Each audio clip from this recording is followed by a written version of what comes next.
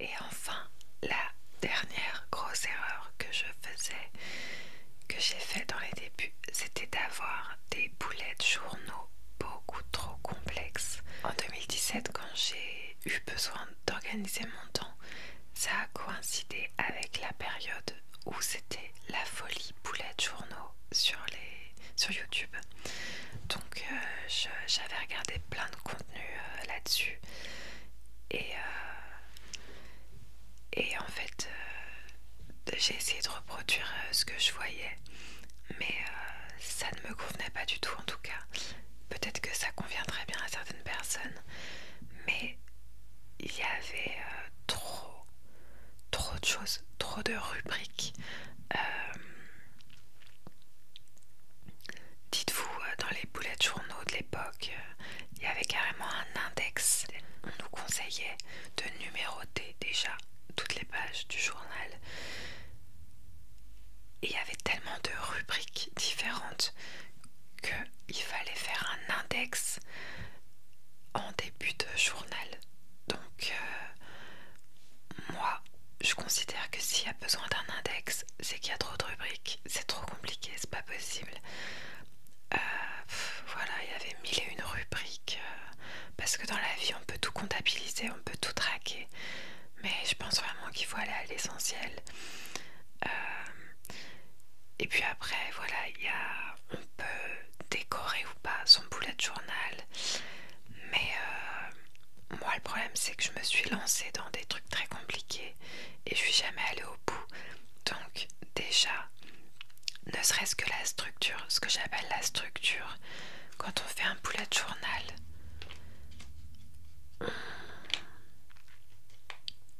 bah, ça par exemple c'est mon bullet journal pour janvier 2025. Donc ce que j'appelle la structure là, c'est ce que j'ai fait au feutre noir. Et ça par exemple, parce qu'évidemment il y a des choses qu'on remplit au fur et à mesure, c'est le principe. Mais la structure, donc tout le reste, les différentes rubriques, les titres et tout, c'est censé être prêt quand vous débutez votre année. Et moi je me lançais dans des trucs tellement complexes que même la structure, je ne la finissais jamais parce que je commençais à faire mes trucs au crayon à papier en me disant enfin c'est bien d'ailleurs de faire avant de passer au feutre ou au stylo, c'est bien de le faire au crayon à papier pour être sûr que tout est ok. Mais du coup, moi, comme je me lançais dans des trucs trop complexes et aussi que j'ai ce côté comme ça perfectionniste, bah j'osais jamais passer à l'étape du feutre et je me retrouvais avec un bullet journal avec encore la moitié des rubriques au crayon à papier que je n'ai jamais que j'ai jamais terminé. Donc même la structure même de mes premiers bullets journaux, elle a jamais été terminée. Et après, vu qu'ils étaient beaucoup trop complexes, je voulais tout comptabiliser et c'était des bullets journaux que je me faisais où j'étais censée les remplir quotidiennement aussi. Ça c'est un des grands trucs que j'ai changé et qui me correspond beaucoup mieux, c'est que maintenant depuis quelques temps je me fais des bullets journaux que je n'ai à ouvrir qu'une fois par semaine. Mais attendez, qu'est-ce que j'ai d'autre à vous dire? Par rapport aux boulettes, à l'erreur que j'ai fait d'avoir des boulettes journaux trop complexes, vous l'aurez compris. Du coup, je les ai abandonnés, donc tout simplement, ça n'a pas servi à grand chose, à part à me mettre une charge mentale supplémentaire avant de les abandonner. Et surtout, du coup, vu que je les abandonnais, je me retrouvais au bout de l'année à ne pas comprendre du tout comment j'avais pu passer de ma liste d'objectifs en début d'année. Du coup, je les atteignais pas pour toutes les raisons que j'ai citées juste avant. Et du coup, vu que je les abandonnais, mon année était comme un grand flou artistique pour moi et je ne comprenais pas comment il pouvait y avoir un tel fossé entre les objectifs que j'avais fixés au début de l'année et la fin d'année où bien souvent j'en avais rempli aucun, et forcément c'était très démoralisant et je m'en voulais beaucoup parce que pourtant je ressentais quand même que je faisais des efforts, que je me laissais pas du tout vivre, et pourtant voilà, je ne comprenais pas où était passée mon année, comment c'était possible. Donc c'était quand même pas réjouissant. Mais ce qui est marrant, c'est que par contre il n'y a pas une année depuis 2017 où j'ai pas au moins fait un bullet journal, même si des fois il a été abandonné au bout de 2 mois. Mais tous les ans j'ai tenté l'expérience du bullet journal, et à chaque fois quand même j'ai tenté de faire quelques modifications pour ne pas l'abandonner. Donc il est devenu de plus en plus minimaliste, comme je vous disais. Et je suis arrivée aujourd'hui à un système dont je suis très contente. Et quel est le but de mon système? Eh bien, c'est de garder ma ligne directive quand même. Mais il ne faut pas que la tenue de ce bullet journal soit une corvée en plus dans ma vie. Donc j'ai fait le truc le plus simple possible, et mon but, en plus de garder le cap de mes objectifs, c'est vraiment justement de comprendre ce que j'ai fait de mon temps. Oui, parce que comme je vous disais, ça m'a pas mal remué toutes ces années où il y avait un fossé pas possible entre mes ambitions de début d'année et le peu de résultats en fin d'année, et de ne pas comprendre ce que j'avais fait de mon année. Donc du coup maintenant vraiment l'un des objectifs avec mes bullet journaux, c'est justement de garder une trace de ce que j'ai fait pendant l'année pour mieux comprendre. Et le but ultime derrière tout ça, c'est de toujours améliorer mon système pour être de plus en plus heureuse et efficace. Donc voilà, je pense que j'ai trouvé vraiment un juste milieu entre pas complètement me laisser dériver au gré du vent, mais je suis beaucoup plus bienveillante envers moi-même. Et en fait, quand on est jeune et fou, qu'on croit qu'il faut être dur avec soi-même et qu'il n'y a que comme ça qu'on va avancer, moi maintenant je pense que plus on est bienveillant avec soi-même, plus on avance justement. Donc je vais vous montrer, enfin vous montrer, non malheureusement, je vous ai dit c'est trop cringe pour que je vous montre, mais je vais prendre mon petit bullet journal de 2024, c'est donc la version la plus minimaliste à laquelle je suis arrivée. Et du coup il y a très peu de rubriques, mais je vais pas vous les montrer, mais je vais vous les expliquer. Et voilà, et après je passerai. Oui, je vais vous expliquer aussi avec mon semainier comment tout ça se complète, et comment tout ça m'aide vraiment à garder le cap au quotidien. Et après, en dernier, je vous présente la dernière version de mon bullet journal pour 2025. Donc pour 2024, j'ai utilisé ce petit carnet vraiment à la base. C'est juste que j'avais pas pris le temps de... Janvier est arrivé, enfin janvier arrivait, et j'avais pas pris le temps de m'acheter un bullet journal, et j'avais eu ce petit carnet à Noël, et donc il était là. Et quand j'ai eu l'idée de faire un truc minimaliste, je me suis dit tiens, mais peut-être que si je prends un tout petit carnet, ça va me forcer à aller droit au but et à pas mettre trop de bêtises à l'intérieur. Et franchement, ça a bien fonctionné. Je n'ai pas compté le nombre de pages, donc je peux pas vous dire, mais vraiment je l'ai exploité à son maximum, puisque j'ai écrit des choses même sur les pages cartonnées. Aucune page, aucun endroit a été délaissé. Donc tout simplement, commence ce petit bullet journal minimaliste premièrement par la liste de ce que j'ai accompli l'année passée. Ça fait plusieurs années que j'inclus cette rubrique à mes bullet journaux parce que j'avais envie de remettre un petit peu d'optimisme dans tout ça, parce que chaque année je ne remplis pas un dixième de mes objectifs, mais pour autant je fais des choses et j'ai envie d'être fière de moi quand même. Et dans la vie je trouve que tout est des cercles vicieux ou des cercles vertueux, et tout comme quand on s'impose un planning hyper strict et qu'on rate le coche de ce qu'on avait prévu de faire à 8 h du matin, c'est dommage parce que ça nous met dès le matin dans une mentalité d'échec. Et si vous commencez votre année en vous disant j'ai rien fait l'année précédente et celle d'avant non plus, je suis vraiment une, et vous allez pas être dans la meilleure mentalité, je trouve, pour slay l'année qui arrive.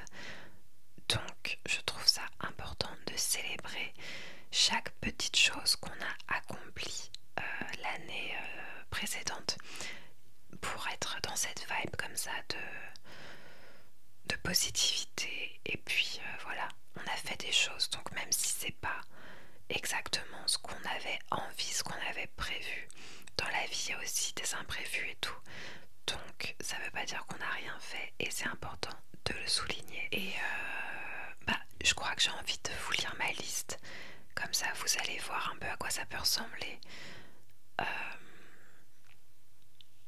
Et dites-vous bien qu'en 2023 j'avais, comme tous les ans, presque rien coché de mes objectifs. Pourtant j'ai réussi à rédiger cette liste d'accomplissements. Voilà, en me retournant sur mon année et en cherchant bien, on trouve toujours des choses qu'on a réussi à faire. Donc j'ai noté que j'avais quitté l'entreprise dans laquelle je travaillais à l'époque. Donc voilà, c'était volontaire et je l'ai fait. Ça n'a pas été facile. Que j'ai obtenu le chômage. Donc ça, pareil. En soi, chômage, c'est pas un objectif de vie pour grand monde, mais ça m'a demandé des démarches administratives. C'est quelque chose qui m'a stressée et que j'ai fait, donc il n'y a pas de raison que je m'en félicite pas. J'ai mis que j'avais progressé en chant et en guitare. Il y a des choses qu'on fait depuis des années et du coup ça nous paraît pas être un accomplissement en soi, mais si on continue à progresser, même si c'est une courbe de progression stable et lente, j'y ai passé du temps et ça va dans le sens de mon objectif de vie, donc j'ai le droit de m'en féliciter. J'ai noté que j'ai tenté l'aventure d'un groupe, et oui, je vous le raconterai certainement un jour en story time, mais pendant presque toute l'année 2023 j'étais chanteuse dans un groupe. C'était pas dans mes objectifs de l'année 2023, puisque ça a été quelque chose d'inattendu, une opportunité on va dire qui s'est présentée à moi et qui malheureusement n'a pas abouti. Donc en fait on peut considérer que j'ai perdu pas mal de temps sur ce projet, et du coup vu que ça faisait pas partie de mes objectifs de l'année, et en plus de ça, ça n'a pas, même si ça faisait partie de mes objectifs de l'année, ça n'a pas, on s'est séparés, donc on peut voir ça comme un échec. Et pour autant, j'ai pas rien fait de mon année puisque je me suis énormément investie dans ce projet. Donc je le note. Voilà, je peux m'en féliciter. J'ai tenté l'aventure d'un groupe.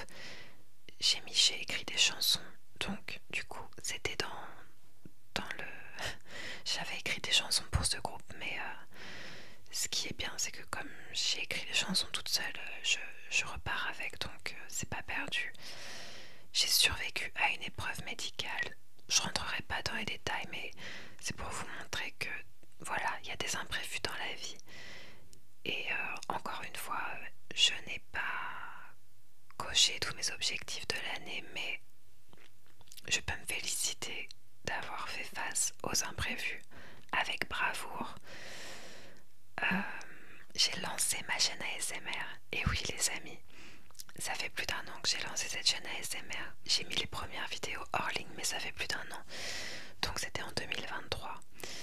Et je crois d'ailleurs que ça, c'était le seul objectif qu'il y avait sur ma liste et que j'ai coché. J'ai fini d'organiser ma maison. Et oui, pareil, ça je crois que je l'avais pas du tout. C'était pas un de mes objectifs. Mais le fait est que c'est quelque chose qui m'a pris pas mal de temps.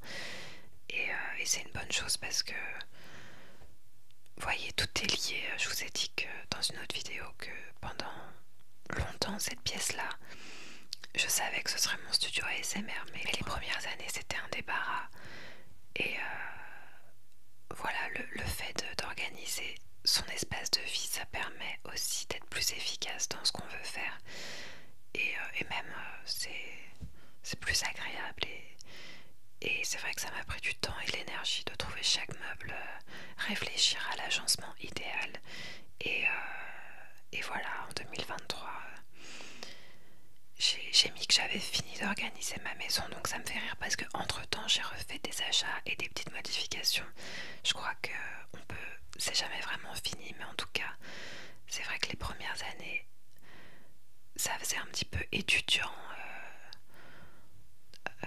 Voilà, ça ressemblait pas à un espace de vie terminé. Et là en 2023, ça ressemblait à un espace de vie terminé. Donc j'ai mis ça dans ma liste d'accomplissements. Et enfin, j'ai mis que j'ai continué à avoir un mode de vie sain, entre parenthèses, alimentation, exercice, ménage. On en revient à ce dont je vous parlais tout à l'heure. Moi, là, je vais avoir 30 ans et je vis seule depuis 10 ans. Et ça commence à faire un moment que ça y est, j'ai plus trop de mal à faire ces choses-là d'adulte. Mais ça n'a pas été toujours le cas. Il y a plein de... Les premières années de ma vie à vivre seule, c'était catastrophique. La gestion des courses, du ménage et tout, c'était catastrophique. Et même si ça fait plusieurs années que pour moi, c'est quand même des compétences bien acquises, il n'en reste pas moins que ça me prend du temps au quotidien. Et donc, je m'interdis de me dire t'as rien fait de l'année, alors que c'est faux quand même. Je fais plein de trucs tous les jours et le fait de bien m'alimenter, de faire de l'exercice et de garder un environnement propre, c'est quand même une grande partie de mon temps qui part là-dedans. Donc je vais continuer à m'en féliciter tous les ans. Donc voilà, ça c'était pour la rubrique en 2023. Si vous faites un bullet journal cette année, en 2024, et la liste de tout ce que j'ai fait l'année d'avant. En face, j'ai mes objectifs de l'année 2024. Alors, je ne vais pas vous la lire parce que malheureusement, j'en ai pas accompli beaucoup et je vais les reporter pour l'année 2025. Donc je préfère pas parler de choses que j'ai pas encore accomplies. Je vous dirai les choses quand elles seront faites.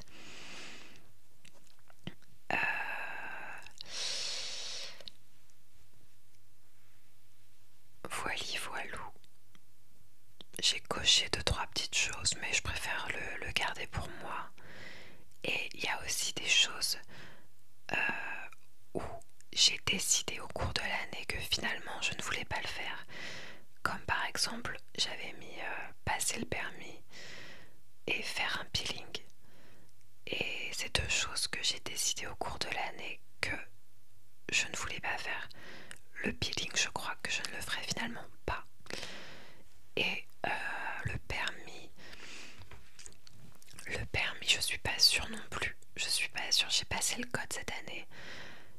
Et je pense que je vais le passer, mais je suis pas sûre. Et bref, donc c'est important aussi de faire la différence entre les objectifs qui sont des échecs entre guillemets parce que on voulait le faire et on l'a pas fait.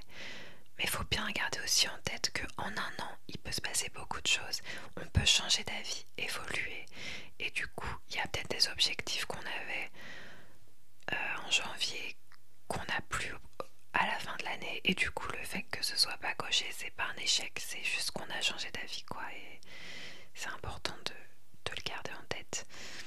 Et au-dessus de ça, une nouveauté que j'avais incrémentée là, toujours dans cette idée d'essayer de mieux appréhender le temps qui passe, puisque je vous dis, j'ai vraiment toujours eu ce problème de pas avoir vraiment la notion du temps et du coup pour moi une année ça m'a toujours eu l'air et la preuve hein, même encore maintenant, même si j'évolue un petit peu sur la question, le fait est que encore il y a un an, c'est donc assez récent, je m'étais mis beaucoup d'objectifs et que j'en ai encore pas coché beaucoup, donc c'est après franchement j'aurais pu les cocher.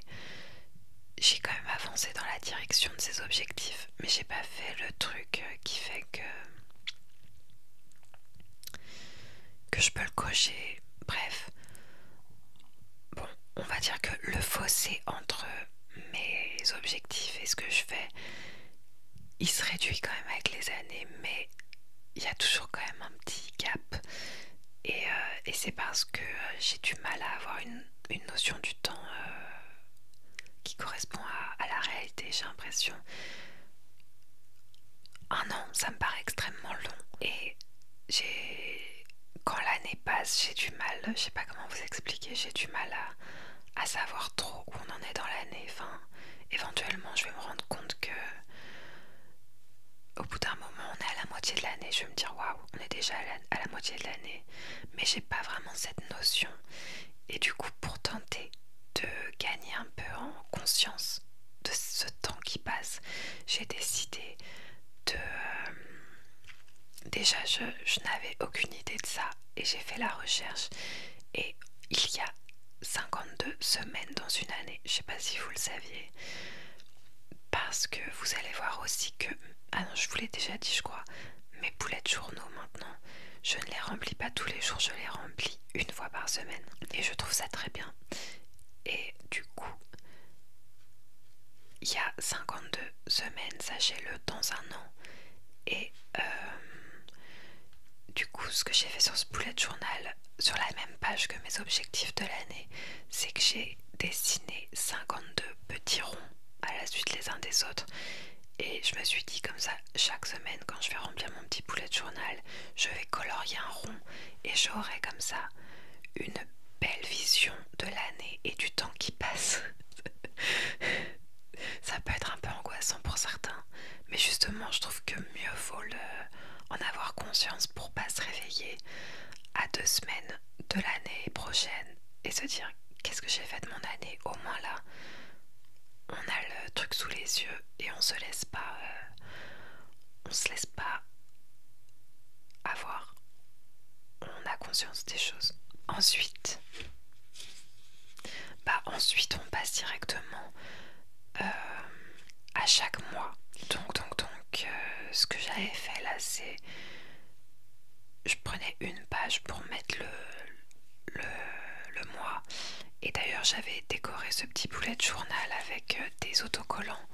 Je vous montre là, janvier ça ressemblait à ça. Voilà, c'est tout bête mais ça permet d'avoir un truc un tout petit peu plus jovial. J'avais collé les 12 autocollants avant le début de l'année. Je pense que c'est une bonne chose parce que si je m'étais dit je vais décorer ma petite page de mois au fur et à mesure, je l'aurais pas fait. Je l'aurais pas fait parce que souvent, vous savez, on est pris dans notre vie. On est le 30, on est le 31 et on n'a pas que ça à faire pour être poli d'aller penser à décorer sa petite page du mois prochain. Donc voilà, là ce qui était super avec ce bullet journal, c'est qu'il était finalisé dès le début de l'année. Ça m'a pris une soirée de le faire, de le décorer avec mes petits autocollants. Et voilà, du coup c'était rigolo parce que chaque mois je redécouvrais le petit autocollant que j'avais choisi puisque je me rappelais pas. Mais bon, ça c'est des détails. Donc en dessous, sur un post-it, d'ailleurs petit tips pour faire des petites présentations toutes simples et propres. j'ai noté mes listes d'objectifs sur des post-it que j'ai collés pour qu'ils soient bien à plat. Voilà. Donc on avait la liste des objectifs du mois. Et à chaque fois, il y en avait beaucoup trop des objectifs du mois. Et à chaque fois, j'en ai rempli très peu. Et ensuite, quand on tournait la page, on avait le Habit Tracker. Habits Tracker, en français, c'est un tableau de comptabilisation des habitudes. C'est moins glamour. C'est ça en fait. Du coup, je vous montre mon Habit Tracker pour janvier 2025, puisque je vous dis, il est hors des questions que vous voyez ce qu'il y a dans mon bullet journal 2024. Mais voilà ce qu'est un Habit Tracker. Donc vous avez les jours du mois, vous avez à chaque fois une habitude que je représente par un petit dessin. Et tout simplement, je mets un coup de stabilo dans chaque case, chaque jour où j'ai effectué une de mes habitudes quotidiennes. Le but, c'est que tout le tableau soit stabiloté. Donc, c'est ce que j'avais là, sauf que j'ai fini par apprendre ma leçon et vous avez vu, il n'y a que 3 habitudes pour le bullet journal 2025. Et là, janvier 2024, j'avais 1, 2, 3, 4, 5, 6, 7 habitudes. C'est beaucoup trop, c'est beaucoup trop. Comme quoi, tous les ans, on apprend et on s'améliore. Et ce que j'avais mis en place l'année dernière et que je trouve super et que j'ai gardé cette année, c'est le résumé de chacune de mes semaines. Dans cette idée, comme je vous le disais, d'essayer de comprendre, vous voyez, de comprendre par plus petits bouts ce que je fais de mon temps. Et je trouve qu'une semaine, c'est bien. Du coup, mon bullet journal, je n'ai pas à l'ouvrir tous les jours. Alors oui, parce que du coup, le petit Habit Tracker, au tout début, je l'ouvrais tous les jours pour stabiloter les choses que j'avais faites.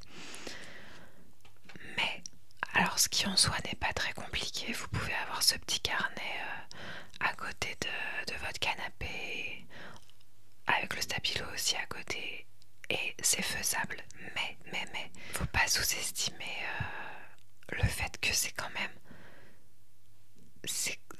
un obstacle en plus, le fait de devoir tous les jours trouver votre petit carnet, ouvrir votre petit carnet, trouver votre petit stabilo. Et en fait, j'ai amélioré mon système. J'utilisais déjà des semainiers, mais ce que j'ai mis en place de nouveau cette année, c'est que maintenant, mes habitudes, et d'ailleurs raison de plus pour en avoir un nombre, mes habitudes quotidiennes, raison de plus pour en avoir un petit nombre, je dirais pas plus de 3. C'est que du coup maintenant je peux me les noter en début de semaine. Voilà, quand je prépare mon semainier, je me mets mes petits logos qui représentent chacun une habitude quotidienne. Quand cette habitude est effectuée, je la colorie et comme ça, je n'ai vraiment à ouvrir mon bullet journal que une fois par semaine, le dimanche si tout va bien. Et à l'aide de mon semainier, je vais venir reporter les habitudes effectuées et noter le résumé de ma semaine. Je trouve c'est bien une semaine parce que il y a 7 jours, on a encore un peu en tête ce qu'on faisait, même si je ne veux pas vous mentir, des fois c'est compliqué de se rappeler ce qu'on faisait le lundi à arriver au dimanche soir, mais bon, c'est un bon exercice, c'est important de faire travailler ses neurones. Et du coup, voilà. Et après, du coup, je l'ai pas encore fait, mais là, si j'ai envie, si je me dis, mais mon Dieu, qu'est-ce que j'ai fait de mon année 2024? Et ben, j'ai un résumé de chacune de mes semaines de 2024. Et le tout est assez rapide à lire. Et c'est vraiment, le but, c'est pour moi, Et du coup, il n'y a pas vraiment de règle dans qu'est-ce que je dis, qu'est-ce que je dis pas.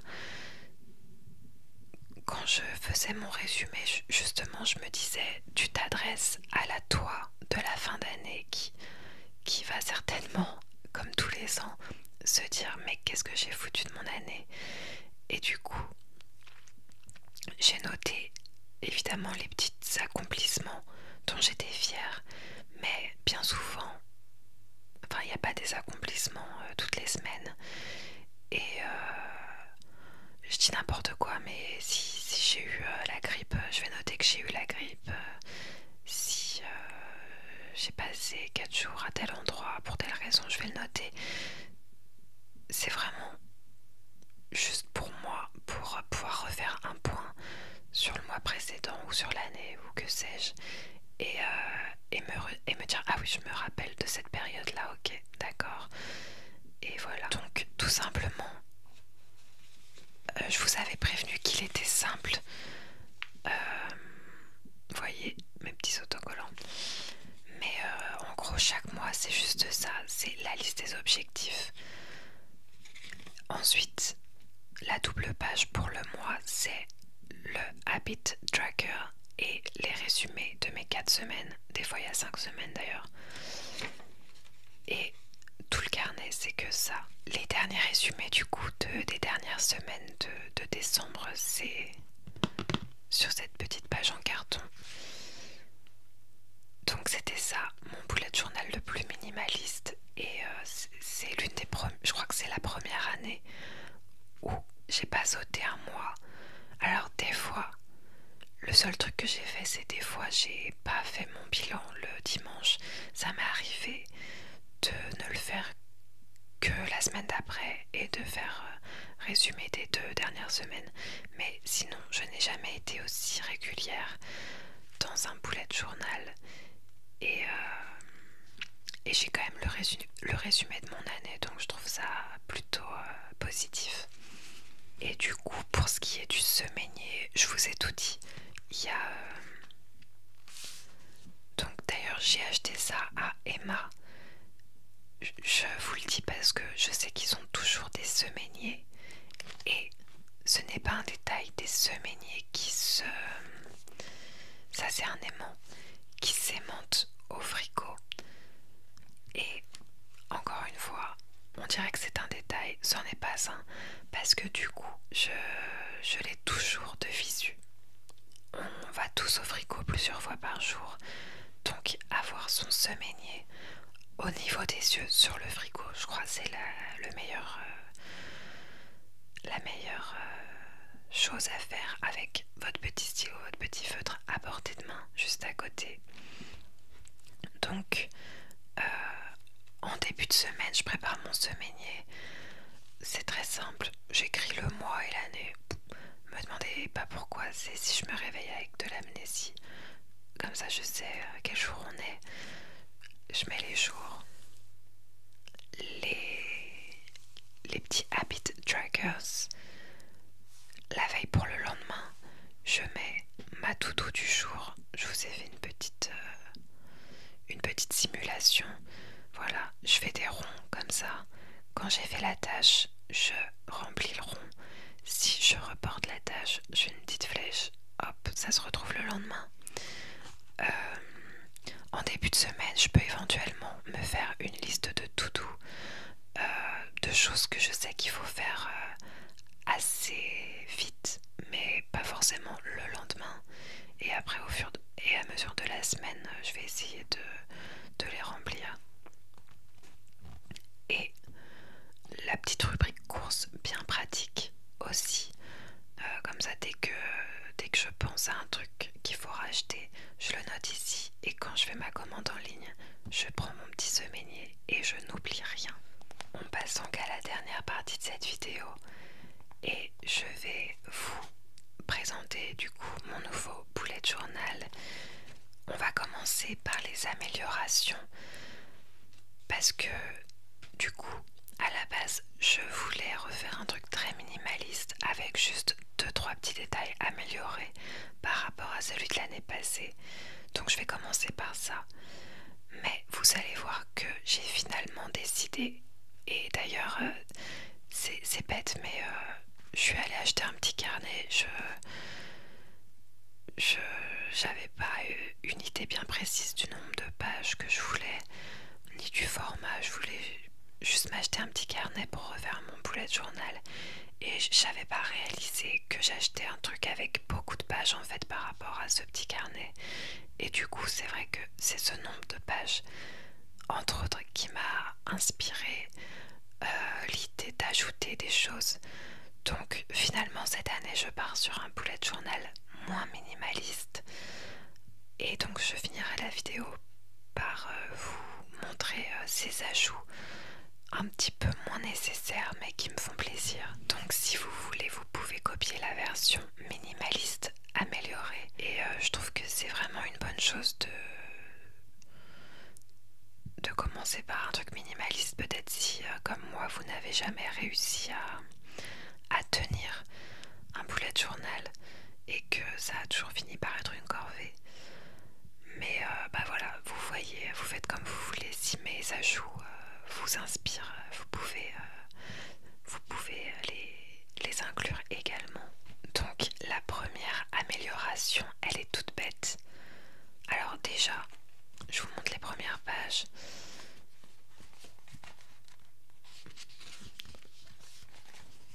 Je reprends évidemment en 2024, j'ai en 2025, je veux.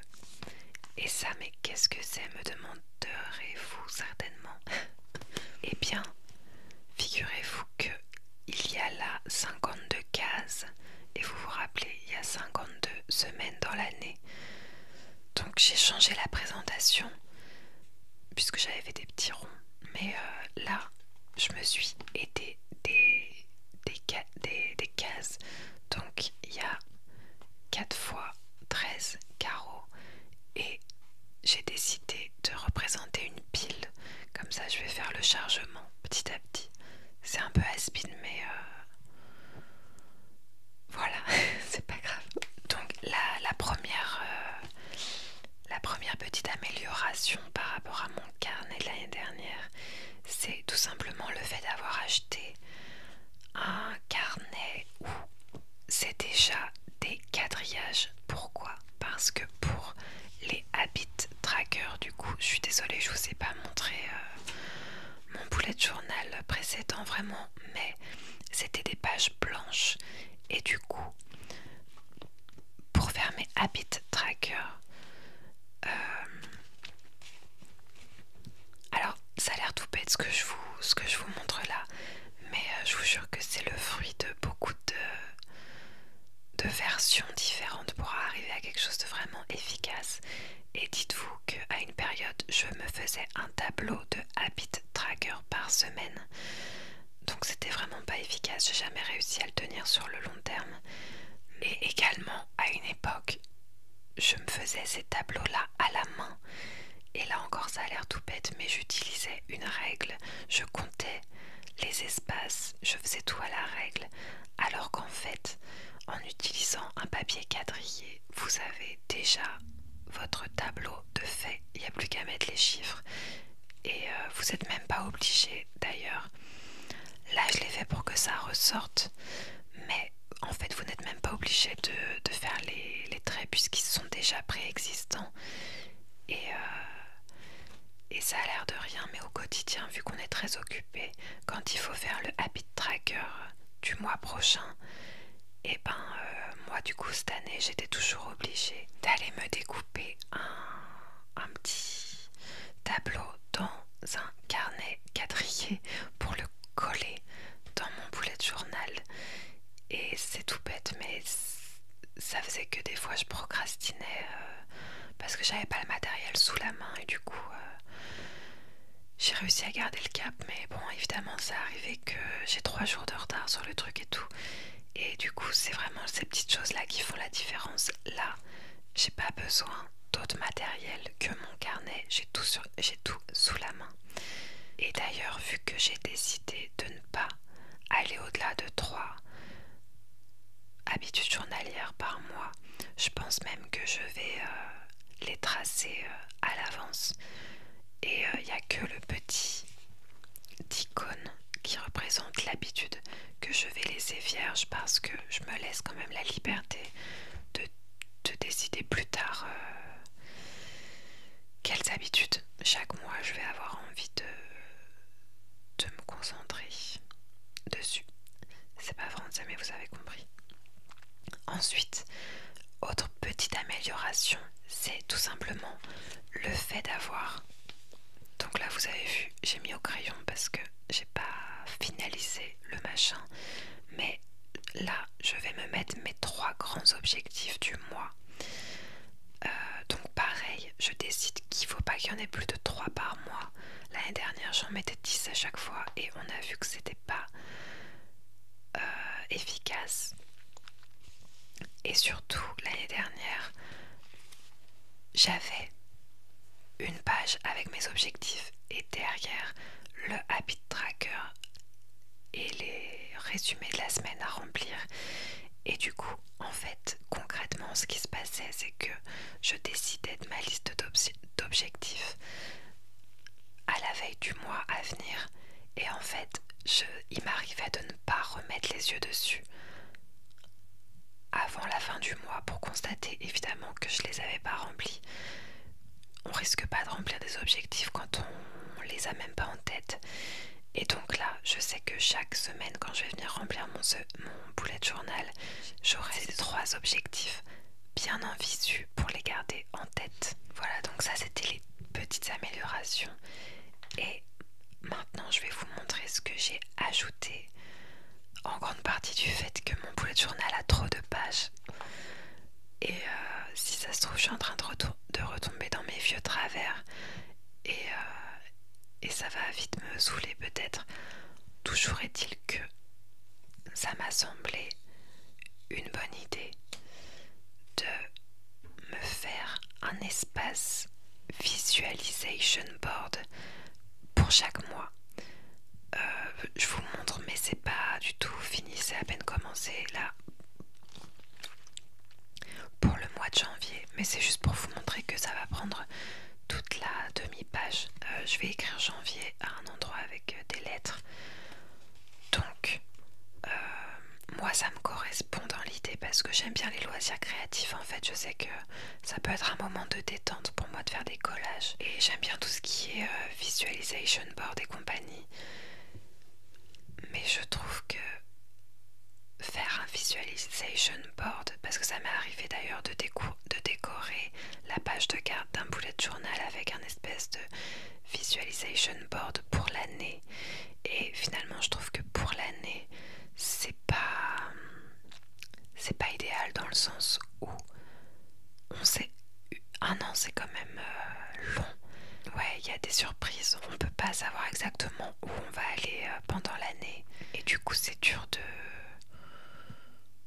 Je trouve que c'est dur de faire ça pour un an. À la limite, je vois soit ça à très long terme, faire un live visualization board et comme ça il n'y a pas de...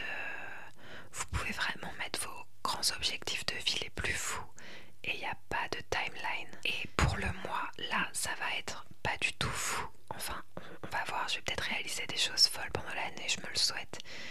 Mais là je vais pas mettre... des photos de ce que j'aimerais qui se passe dans mes rêves les plus fous, si un miracle se produisait. Non, pas du tout. C'est juste l'illustration en images de mes objectifs du mois. C'est pour ça que je peux pas savoir à l'avance quel sera mon visualization board d'avril parce que en fait je ne sais pas où la vie va me mener d'ici avril. Mais je peux le faire à chaque fois pour le mois qui arrive parce que j'ai quand même une petite idée d'où je serai pour le mois à venir, de ce que j'ai envie de faire. Et du coup ce visualization board c'est une façon de romantiser un petit peu le mois à venir. Je dis un truc tout bête mais par exemple imaginons que vous avez dans vos objectifs du mois de trier vos papiers administratifs, j'entends, ou tous vos papiers. Je trouve qu'il n'y a pas de tâche plus chiante que celle-ci. sur Pinterest, on peut trouver des images de rangement, de dossiers avec des petites étiquettes et tout, qui donnent presque envie de ranger ses papiers tellement c'est esthétique. Et c'est ça l'idée en fait, c'est de prendre les corvées et les objectifs du mois et de les romantiser en images. Et ça force aussi à y penser un petit peu en amont, parce que ce qui s'est passé l'année passée, qui vient de s'écouler, c'est que souvent mes objectifs, je les rédigeais un petit peu à la veille du mois, sans y avoir pensé tant que ça. Et c'est d'ailleurs pour ça que je les oubliais sur le coup et que je les tenais pas. Ce qui en soi n'est pas très grave de toute façon, puisque mes grands objectifs de vie, j'ai continué à travailler dessus.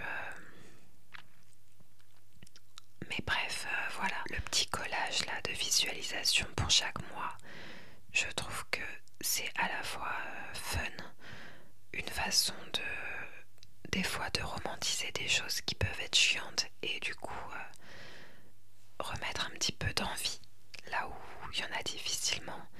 Et aussi, ça va me forcer quelques jours avant la fin de chaque mois à commencer à me projeter sur qu'est-ce que je veux faire le mois suivant. Je vais essayer de faire un journal peut-être un peu moins gênant cette année, et peut-être qu'à la fin de l'année je vous ferai un Peugeot tour si je suis très fière de tous mes petits collages. Donc du coup très concrètement ça se présente comme ça. Là c'est mes deux petites rubriques que je vous ai montrées, et après hop, double page pour le mois de janvier, le tracker, les résumés de la semaine. Oui. Alors, si vous êtes curieux, là j'ai dessiné un petit haltère, c'est pour faire du sport. Là j'ai dessiné un petit médiator, c'est pour faire de la guitare. Et là ça représente un disque dans une pochette de disque carré. C'est pour travailler sur mes maquettes. Ça va être ça, mes 3 habitudes quotidiennes de janvier 2025.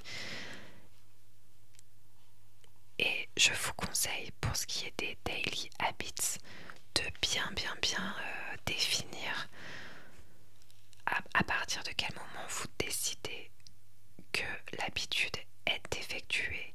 Et je vous conseille vraiment de mettre la barre basse. Encore une fois, il y a des années d'expérimentation derrière ce conseil. Il vaut mieux vraiment mettre la barre basse, parce que plus elle sera basse, plus vous allez réussir à faire votre habitude tous les jours. Et c'est pas le sujet de cette vidéo, enfin ça aurait pu, mais là la vidéo est déjà trop longue. Mais il y a vraiment de grands bienfaits à répéter certaines habitudes tous les jours. Pour prendre l'habitude de la guitare, moi par exemple je peux décider que au bout de 5 minutes à avoir joué de la guitare, je peux cocher ma case, auquel cas voilà je vais écrire avoir joué de la guitare pendant 5 minutes.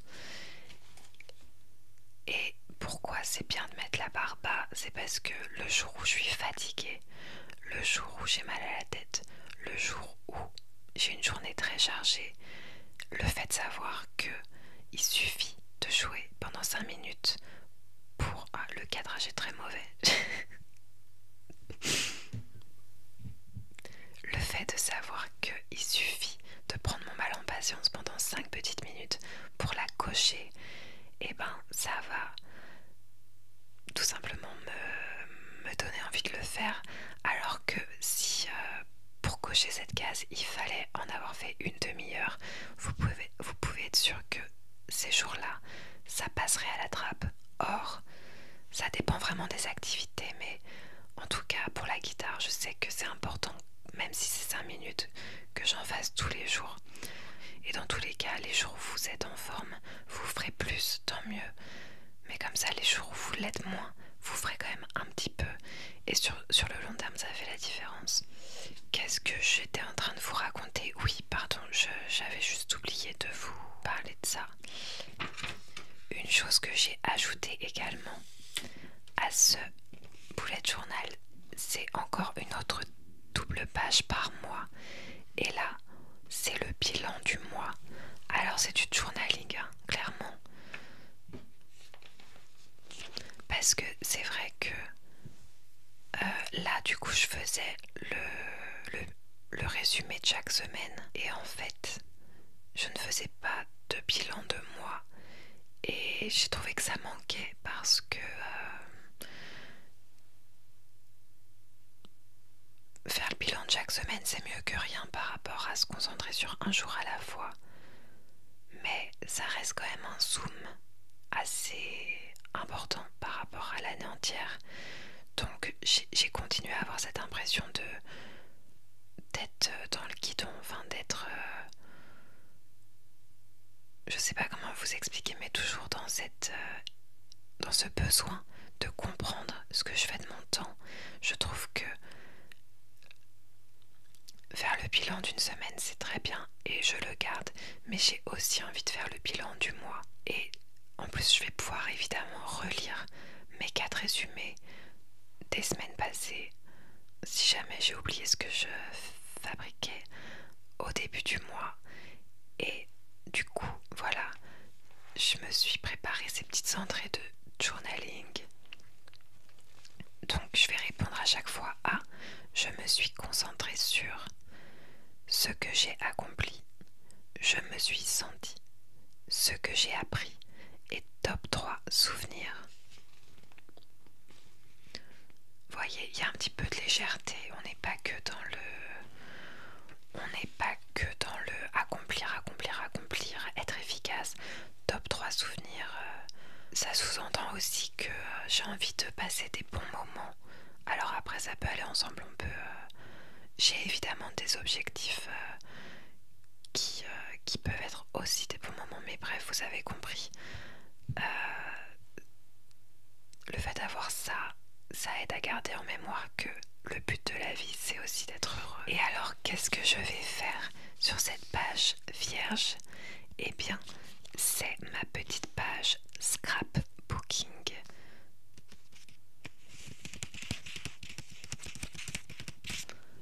Alors, j'ai envie d'y coller. Si je fais une sortie culturelle, par exemple, que ce soit aller au cinéma, aller à un concert, aller à une expo, je vais garder mes petits tickets d'entrée et je les collerai sur cette petite page. J'ai eu cette petite idée et ça m'emballe. C'est comme le top 3 souvenirs, je trouve que ça met un peu de légèreté. Ça va peut-être me pousser à faire plus de sorties culturelles. Cette année, j'en ai fait très peu et voilà, j'ai hâte de faire ces petites sorties et de faire des jolies petites pages de scrapbooking, que ce soit ça ou le visualization board.